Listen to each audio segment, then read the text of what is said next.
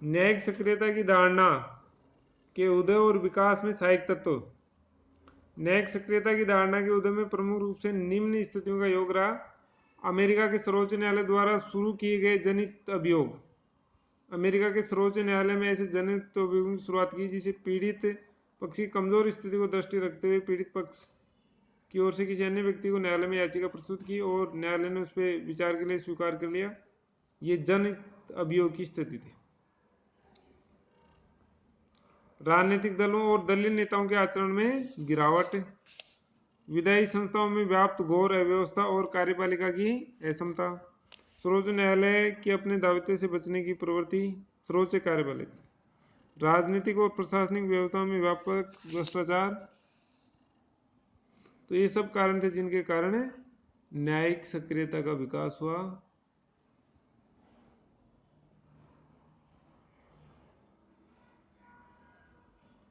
Times पत्रिका ने भारत की न्यायपालिका को दुनिया की सबसे सक्रिय न्यायपालिका करार दिया है। न्यायिक सक्रियता का आशय संविधान, कानून और अपने दायित्वों के प्रसंग में कानूनी व्याख्या से आगे बढ़कर सामाजिक आर्थिक परिस्थितियों और सामाजिक आर्थिक न्याय की आवश्यकता को दृष्टि में रखते हुए संविधान और कानून की रचनात्मक व्याख्या करते हुए जनसाधारण के हितों की रक्षा के लिए निरंतर प्रयत्नशील रहना। इसके अंतर्गत एक बात सम्मिलित है कि जन सामान्य के हित की दृष्टि से आवश्यक होने पर शासन को निर्देश देना, शासन की स्वेच्छाचारिता पर रोक लगाना न्यायपालिका का दायित्व है। न्यायिक सक्रियतावाद के एक पक्षधर न्यायाधीश P.N. भगवती ने 1982 में कहा था, सर्वोच्च न्यायालय ने विगत 2 वर्षों से देश में विद्यमान सामाजिक आर्थिक परिस्थितियों की दृष्टि में रखते हुए समस्त व्यवस्था में सक्रिय दृष्टिकोण अपना लिया है। 1980 से 2014 के काल में न्यायिक सक्रियता में निरंतर वृद्धि हुई। मई 2010 में H.N. कपाडिया के मुख्य न्यायाधीश के पद को ग्रहण किए जाने के बाद सर्वोच्च न्यायालय ने और अधिक सक्रिय भूमिका और भ्रष्टाचार को लेकर अधिक गंभीर रूप का परिचय दिया। फरवरी 2012 में सर्वोच्च न्यायालय ने सरकार द्वारा दूरसंचार के क्षेत्र में किए गए 122 लाइसेंस रद्द कर दिए और सरकार को निर्देश दिया कि खुली नीलामी की प्रक्रिया को अपनाते हुए नए लाइसेंस जारी किए जाएं।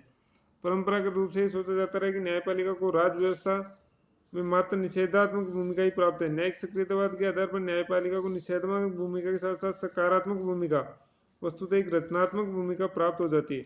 इसी आधार पर कुछ विद्वान न्यायिक सक्रियतावाद के स्थान पर न्यायिक रचनात्मकता या न्यायपालिका की रचनात्मक भूमिका के शब्दों में प्रयोग करते हैं। अब है न्यायिक सक्रियता के विविध रूप और मान्यताएं। जनहितकारी अभियोगों की मान्यता। कानूनी व्यवस्था के साथ साथ सामाजिक आर्थिक न्याय पर बल। शासन की स्वेच्छाचारिता पर नियंत्रण। शासन को आवश्यक दिशा निर्देश। ये सब इसके बिंदु हैं जिनकी हम अखबारों में देखते रहते हैं। अखबारों में भी न्यायालय कभी नगर पालिका को नोटिस देता है, कभी सरकार को नोटिस देता है। जो भी अवैध कॉलोनियों के संबंध में हो गया, पानी पेयजल की व्यवस्था हो गई, व्यक्ति के अधिकार हो गए, इन सब को लेकर न्यायपालिका समय समय पर कार्यपालिका को निर्देश देती रहती है, क्योंकि कार्यपालिका ठीक ढंग से कार्य नहीं करती। अब इसकी आलोचना भी की जाती है न्यायिक सक्रियता की, कि इसमें यह कहा जाता है कि जब संविधान ने आपको आपका अधिकार क्षेत्र सीमित कर रखा है, तो आप कार्यपालिका और व्यवस्थापिका के कार्यों में दखल अंदाजी क्यों करते हैं। तो ये एक आलोचना का आधार बनता है। प्रसिद्ध विधिवेत्ता नन्नी पागलीवाला ने न्यायिक सक्रियता पर कड़ी आपत्ति प्रकट करते हुए इसे एक तरह की न्यायिक तानाशाही कहते हैं। और न्यायमूर्ति HR खन्ना का कहना है कि न्यायालयों का मुख्य कार्य विवादों का अविलंब निपटारा करना है। न्यायालयों ने अपने इस कार्य पर ध्यान न देकर न्यायिक सक्रियता के रूप में जिस स्थिति को अपनाया वह स्वेच्छाचारिता है। न्यायालयों की यह स्वेच्छाचारिता न केवल अनौचित्यपूर्ण वरन तर्क विरुद्ध भी है। इस बात को भी भूतपूर्व मुख्य न्यायाधीश AM हेम्दी भी स्वीकार करते हैं कि सर्वोच्च न्यायालय ने कुछ मामलों में अतिशयता को अपना लिया है। 2 अन्य पूर्व मुख्य न्यायाधीश ने भी यही बात बताई है।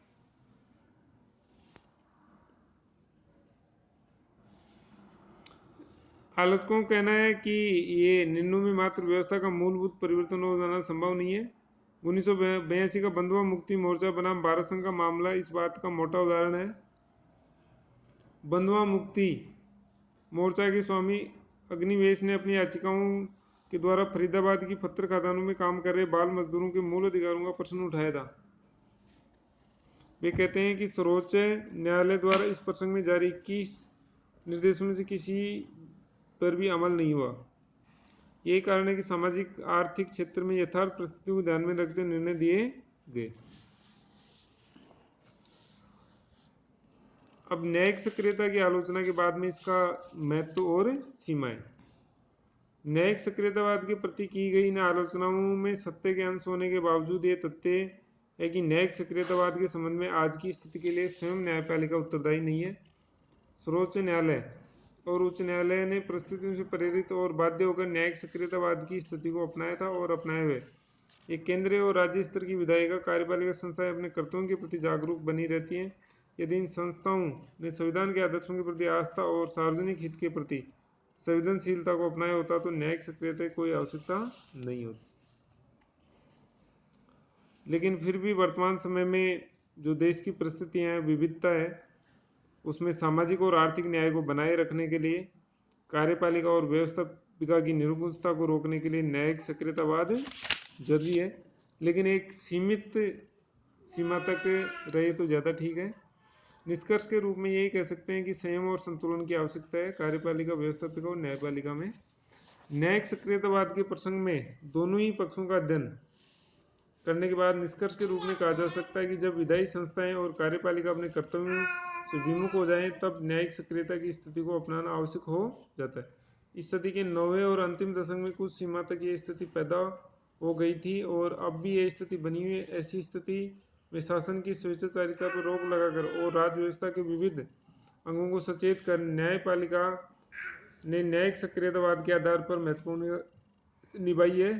लेकिन इस सीमा तक न्यायिक सक्रियतावाद की स्थिति मात्र एक अस्थायी स्थिति हो सकती है। एक ऐसी लक्ष्मण रेखा अंकित करने की आवश्यकता है जिससे न्यायपालिका, व्यवस्थापिका और कार्यपालिका के दायित्वों को नए हथियार ले। मार्च 2005 ईस्वी में आयोजित स्पीकर सम्मेलन में लोकसभा के स्पीकर सोमनाथ चटर्जी ने इस प्रकार की लक्ष्मण रेखा की आवश्यकता व्यक्त की। अप्रैल 2007 ईस्वी में संयम के धनी प्रधानमंत्री डॉक्टर मनमोहन सिंह ने भी माना कि न्यायपालिका अपने अधिकार क्षेत्र से बाहर जा रही है। न्यायपालिका के व्यापक अधिकार क्षेत्र का मतलब ये नहीं कि वह विधायिका और कार्यपालिका के अधिकारों को अपने हाथ में ले ले। अब जनहित और सार्वजनिक हित याचिकाएं। जनहित अभियोग या न्यायिक सक्रियता एक दूसरे से गहरे रूप में जुड़ी हुई स्थितियां हैं तथा इन दोनों स्थितियों में भारतीय राज्य व्यवस्था में लगभग एक साथ 20वीं सदी के 8वें दशक में जन्म लिया। परंपरागत धारणा यह रही कि न्यायालय से न्याय पाने का हक उसी व्यक्ति को जिसके मूल अधिकारों का अतिक्रमण हुआ। आंगल विधि व्यवस्था की मान्यता रही कि पीड़ित व्यक्ति स्वयं न्यायालय की शरण ले। जनहित अभियोग और न्यायिक सक्रियता के अंतर्गत सर्वोच्च न्यायालय ने आंगल विधि के उपयुक्त नियम को परिवर्तित करते हुए व्यवस्था की कि कोई भी व्यक्ति किसी ऐसे समूह या वर्ग की ओर से मुकदमा लड़ सकता है जिसको उसके कानूनी या संवैधानिक अधिकारों से वंचित कर दिया गया। सर्वोच्च न्यायालय ने ये स्पष्ट कर दिया कि गरीब, अपंग अथवा सामाजिक और आर्थिक दृष्टि से दलित लोगों के मामले में आम जनता का कोई व्यक्ति न्यायालय के समक्ष वाद ला सकता है। न्यायाधीश कृष्णा अय्यर के अनुसार वाद कारण और पीड़ित व्यक्ति की संकुचित धारणा का स्थान अब वर्ग कार्रवाई और लोकहित की कार्रवाई ने ले ली।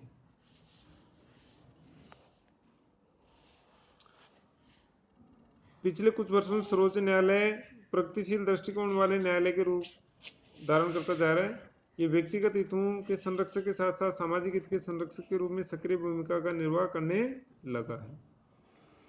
व्यक्तिगत मामलों में वादी और प्रतिवादी होते हैं, जबकि जनहित संरक्षण से संबंधित मामले किसी एक व्यक्ति के बजाय ऐसे समूह के संरक्षण पर बल देते हैं जो शोषण और अत्याचार का शिकार होता है और उसे संवैधानिक और मानवीय अधिकारों से वंचित कर दिया जाता है।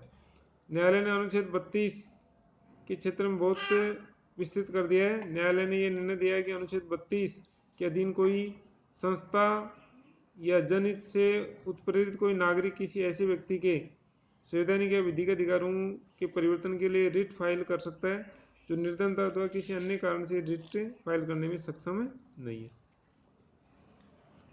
ऐसे कई मामले हैं जिनमें इस तरह के किए गए हैं। Agra protection home case, Bihar Bhagalpur jail के विचाराधीन कैदियों का मामला, मुंबई के रेल पटरियों का मामला, एशियाड श्रमिक केस, औद्योगिक प्रदूषण और जनहित याचिकाएं।